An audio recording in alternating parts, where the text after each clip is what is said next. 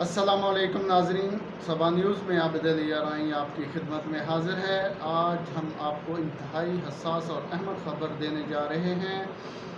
امید ہے آپ کو یہ معلومات پسند آئیں گی اور آپ ہمارا چینل سبسکرائب کریں گے اور ہماری حوصلہ افزائی کے لیے اپنی رائے سے بھی ضرور آگاہ کریں گے۔ ناظرین، آپ کو آج ہم پشاور کی عدالت میں قتل ہونے والے قادیانی طاہر احمد نسیم کے حوالے سے اہم حقائق بتائیں گے جو کہیں رپورٹ نہیں ہوئے۔ آج ہم آپ کو بتائیں گے کہ توہین مذہب کے مرتکب قادیانی کے خلاف چیف جسٹس وقار احمد سیٹھ، جو کہ پشاور ہائی کورٹ کے چیف جسٹس ہیں، انہوں نے 2018 میں ایک تاریخی فیصلہ جو سنایا تھا، اس میں انہوں نے کیا لکھا۔ آج ہم آپ کو یہ بھی بتائیں گے کہ پشاور کی مقامی عدالت میں قتل ہونے والے قادیانی طاہر نسیم کے خلاف کون کون سے ثبوت موجود تھے جو کہ اس فیصلے میں دیے گئے ہیں۔ پشاور کی عدالت میں قتل ہونے والے ملزم طاہر نسیم پر مقدمہ درج کرنے والا کون تھا اور وہ اسلام آباد کے کس مدرسے کا طالب علم تھا۔ عدالتوں سے اس کی ضمانت کیوں مسترد ہوئی، یہ بھی ہم آپ کو بتائیں گے، اور ہائی کورٹ نے اسے کس بنا پر مرتد قرار دیا، یہ بھی آپ کے علم میں لایا جائے گا۔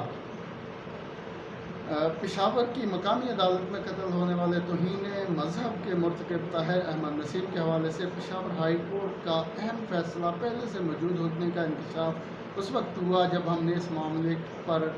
اپنی تحقیقات ریسرچ کی تو یہ فیصلہ ہمیں ملا جس ایک کیس میں وہ اسی کیس کے اندر جس کا ٹرائل چل رہا تھا، اس میں وہ ضمانت کے لیے پشاور ہائی کورٹ کے پاس گیا کیونکہ ٹرائل کورٹ نے اس کی ضمانت مسترد کر دی تھی۔ تو جسٹس وقار احمد سیٹھ جو chief justice Peshawar high court ہیں اور جنہوں نے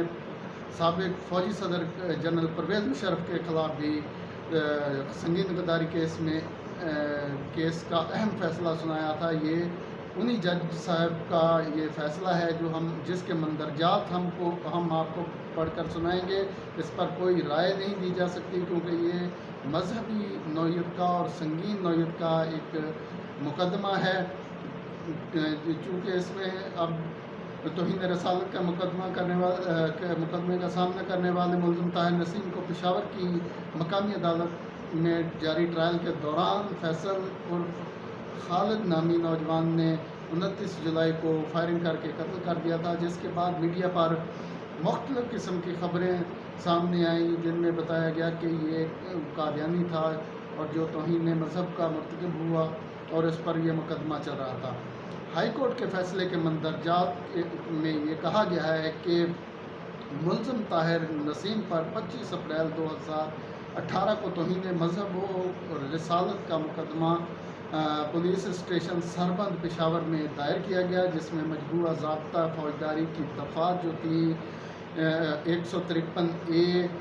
295A، B، C اور 298 لگائی گئی۔ فیصلے میں یہ کہا گیا ہے کہ طاہر نسیم کی درخواست ضمانت ایڈیشنل سیشن جج پشاور نے 22 جون 2018 کو مسترد کی، جس کے خلاف اس نے اپیل پشاور ہائی کورٹ میں دائر کی۔ 28 ستمبر 2018 کو justice Waqar Ahmed Seth chief justice Peshawar high court نے ملزم کی اپیل سننے کے بعد اپنے فیصلے میں معاملے سے متعلق حقائق کا ذکر کیا ہے۔ عدالت عالیہ کے چیف جسٹس نے لکھا ہے کہ FIR درج کرنے والے ملک اویس، جس نے FIR درج کرائی تھی، اس نے یہ بتایا ہے کہ نے FIR میں ملزم پر یہ الزام لگایا ہے کہ وہ انتہائی سنگین، سنجیدہ اور حساس نوعیت کا ہے۔ FIR میں نعوذ باللہ مذہب قرآن مجید کی توہین اور حضور صلی اللہ علیہ وسلم کی شان میں گستاخانہ ریمارک کے الزامات لگائے گئے ہیں۔ عدالت عالیہ کے فیصلے کے مطابق ملزم طاہر نسیم پر مقدمہ درج کرانے والا ملک اویس جامعہ محمدیہ اسلام آباد کا طالب علم ہے، جس نے بتایا کہ اس کی فیس بک پر 15 فروری 2018 کو ملزم طاہر نسیم کے ساتھ دوستی ہوئی اور اس کے ساتھ چیٹنگ شروع ہوئی۔ بعد ازاں طارق نسیم نے ملک اویس کو فون کر کے کال کے ذریعے ملاقات کے لیے بلایا ان کی ملاقات پشاور کے ہیپر مال میں ہوئی۔ اس ملاقات کے دوران طاہر نسیم نے انکشاف کیا کہ وہ 14ویں مجدد مرزا غلام احمد قادیانی کے بعد 15ویں مجدد ہیں اور وہ مسیل آف مسیح یا یسوع مسیح ہیں۔ نعوذ باللہ۔ ملزم طاہر احمد نسیم نے اویس ملک سے قرآن پاک کے بارے میں بھی معاملات پر بحث کی۔ اس دوران دونوں کے درمیان اسلامی نظریے اور عقیدے پر تنازع ہو گیا، جھگڑا ہو گیا، اور طاہر نسیم نے خود کو مسیل قرار دیا، جس کی اطلاع اویس ملک نے سربند تھانہ پشاور کو دی اور ملزم کے خلاف مقدمہ درج کیا گیا۔ جسٹس وقار احمد سیٹھ نے فیصلے میں لکھا ہے کہ فریقین کے وکلاء کو سننے کے بعد ایڈیشنل ایڈوکیٹ جنرل کا موقف بھی سنا گیا اور کیس انتہائی باریک بینی کا کیس کے تمام حقائق کا جائزہ لیا گیا اور وکلاء کی معروضات جو انہوں نے دلائل دیے ان کو بھی ہم نے انتہائی غور سے دیکھا۔ چونکہ عدالت نے لکھا ہے کہ ضمانت کا یہ مقدمہ اپنی عام نوعیت کا نہیں ہے بلکہ یہ انتہائی سنگین اور حساس نوعیت کا مقدمہ ہے۔ عدالت اپنے فیصلے میں یہ لکھتی ہے کہ ریکارڈ کا جائزہ لینے سے یہ انکشاف ہوا ہے کہ ملزم طاہر نسیم پر قانون کی متعلقہ شقوں کے مطابق مقدمہ درج کیا گیا ہے۔ عدالت نے قانون کی متعلقہ شقوں کو اپنے فیصلے کا حصہ بھی بنایا ہے۔ پشاور ہائی کورٹ نے لکھا ہے کہ ریکارڈ سے یہ ظاہر ہوتا ہے کہ ملزم نے ضابطہ فوجداری کی شق 161 کے بیان میں اپنے متنازع خیالات کو دہرایا ہے اور اپنے موقف کو سپورٹ کرتا رہا ہے۔ اس نے دستاویزی ثبوتوں کے ساتھ 56 ایسے صفحات پر مشتمل ایک لٹریچر بھی فراہم کیا۔ ہائی کورٹ کے فیصلے کے مطابق مقامی پولیس نے تفتیش کے دوران ملزم کی آڈیو ریکارڈنگ بھی کی۔ آڈیو ریکارڈنگ زبانی بیانات جو کہ ایک USB میں محفوظ تھے اپنی تحویل میں لیے گئے۔ ملزم کا ذاتی کمپیوٹر بھی لیا گیا ہے۔ ملزم کے بیانات اس کے فیس بک اکاؤنٹ پر پہلے سے وائرل کیے جا چکے تھے۔ عدالت نے فیصلے میں لکھا ہے کہ ملزم سے برآمد کیے گئے آرٹیکل فارنسک لیبارٹری بھجوائے گئے، یعنی جو بھی اس سے مواد برآمد ہوا وہ فارنسک لیبارٹری بھجوایا گیا جہاں پر ان کا جائزہ لیا گیا اور فارنسک ٹولز اور اسٹینوگرافک ٹیسٹ بھی کیے گئے۔ ایگزامینر کی ڈیجیٹل فرانسک رپورٹ کے مطابق آڈیو اور ویڈیو کی تصدیق کی گئی ہے۔ عدالت نے لکھا ہے کہ اگر ہم معاملے کو قرآن پاک کی سورہ الاحزاب کی آیات کی روشنی میں دیکھتے ہیں تو انکشاف ہوتا ہے۔ یہاں عدالت نے سورہ الاحزاب کی آیت کا ترجمہ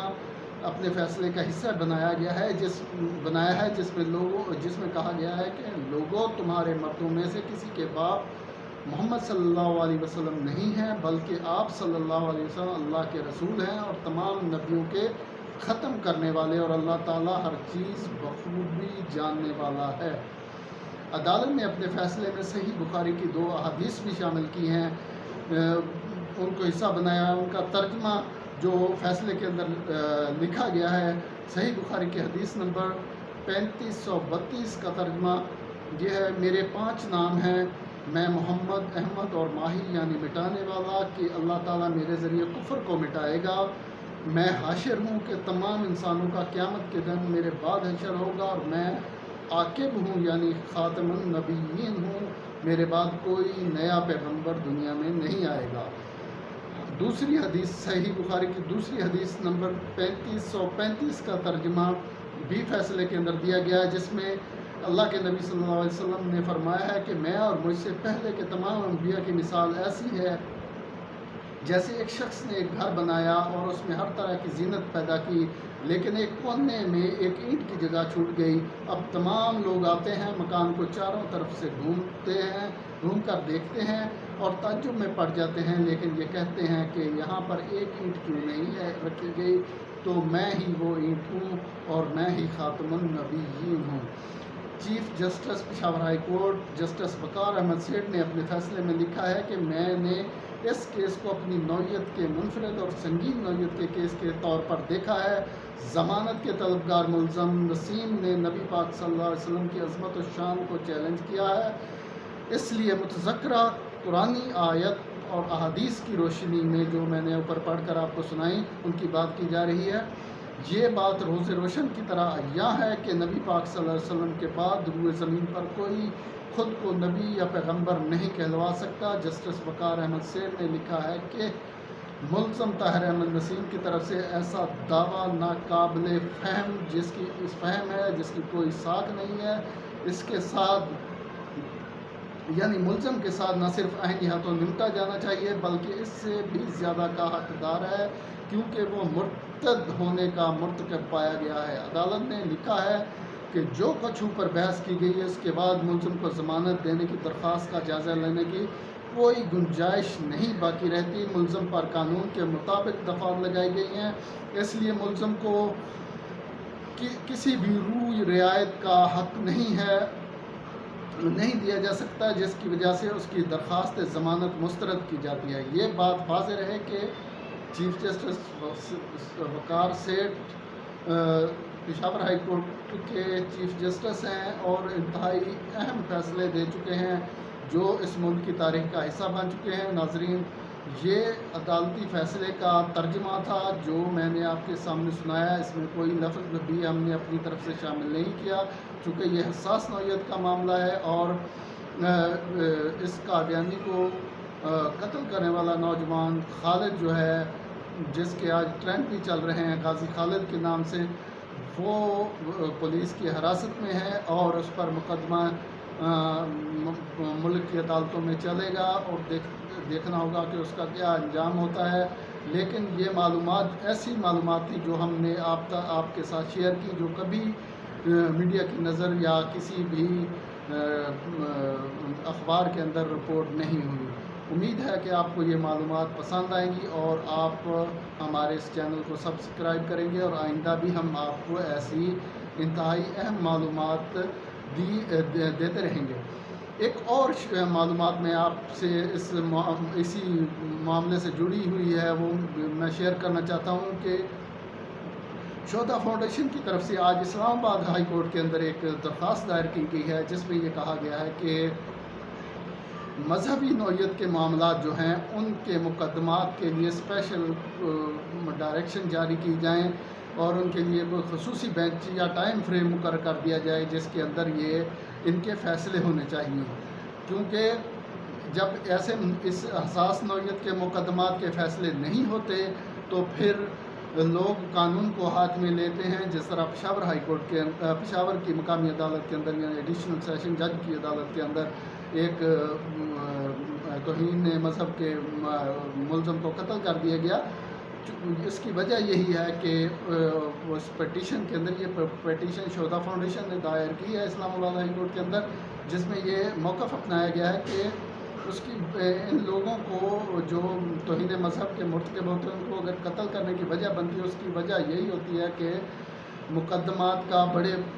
طویل عرصے تک فیصلہ نہیں ہو پاتا۔ تو دیکھتے ہیں وہ پٹیشن سماعت کے لیے منظور ہوتی ہے یا نہیں ہوتی۔ یہ انتہائی اہم معلومات ہیں جو میڈیا پر آج نشر نہیں ہو سکی اور آج تک نشر نہیں ہو سکی۔ اللہ تعالی ہم سب کا حامی و ناصر ہو۔ امید ہے کہ آپ کو یہ معلومات پسند آئیں گی۔